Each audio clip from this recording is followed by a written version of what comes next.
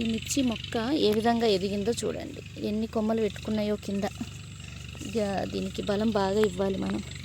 So బలం అంటే మనం ఇచ్చేది వచ్చేసి మట్టి, ఆముదము, మొలకల ద్రావణం, తర్వాత వచ్చేసి కుంకుడుకాయ రసం, దాంతోపాటు బయోఎంజైమ్స్ ఏమో బాగా ఫాస్ట్ గ్రోత్కి అందిస్తున్నాం. చూడొచ్చు ఈ మొక్క అంతా ఏ విధంగా ఉందో. పై నుంచి చూస్తే ఈ విధంగా ఉంటుంది, లైట్ పడుతుంది.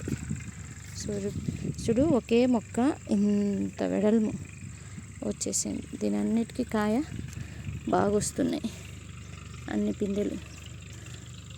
సో ఇక్కడ కూడా కింద బేబీ పిందెలన్నీ వస్తున్నాయి, చూడొచ్చు.